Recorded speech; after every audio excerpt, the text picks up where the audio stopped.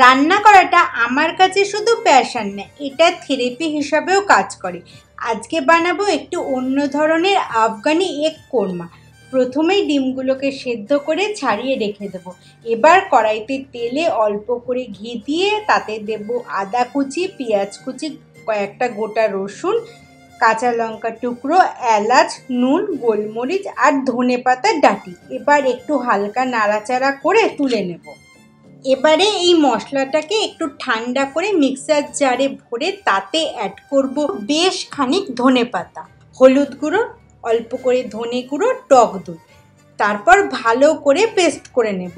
এবার ডিমকে একটু চারিদিক থেকে চিড়ে চিড়ে নেব। ডিমগুলোকে হালকা ভাজতে হবে, তার জন্য প্যানে তেলে দেব একে একে ডিমগুলো ছেড়ে। তার সাথে দেব কয়েকটা রসুন কুচি, অল্প করে কাসুরি মেথি, রেড পেপরিকা, হালকা নাড়াচাড়া করে দেব টমেটো কুচি আর দেব বড় এলাচের গুঁড়ো অল্প করে। এবার একটু ভালো করে মিশিয়ে নিয়ে রেখে দেব।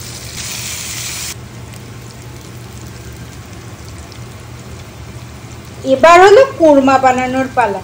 কড়াইতে দেব তেল গরম হতেই দেব একটা তেজপাতা, শুকনো লঙ্কা, দারচিনি আর ওই আগে থেকে যে পেস্টটা করেছিলাম সেটা দেব ঢেলে। ভালো করে কষাতে হবে মিডিয়াম আঁচে।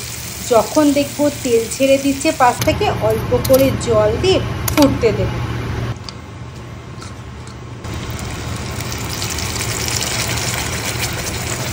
যখন দেখতে পাবো একদম আমাদের কোরমা রেডি, তখন ওপর থেকে ভাজা ডিমগুলো একে একে বসিয়ে দেব। হালকা হাতে নাড়াচাড়া করে নেব।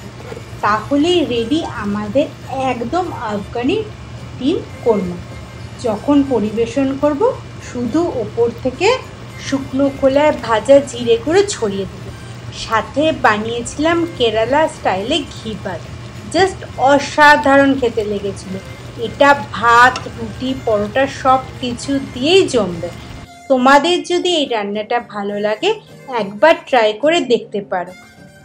যদি ভাবো ডিমের নতুনত্ব কিছু করবে, ডিমের ঝোল, কষা, অমলেটের তরকারি এইসব তো অনেক খেয়েছি, একটু আলাদা কিছু বানাতে চাইলে এটা বানিয়ে দেখতে পারো।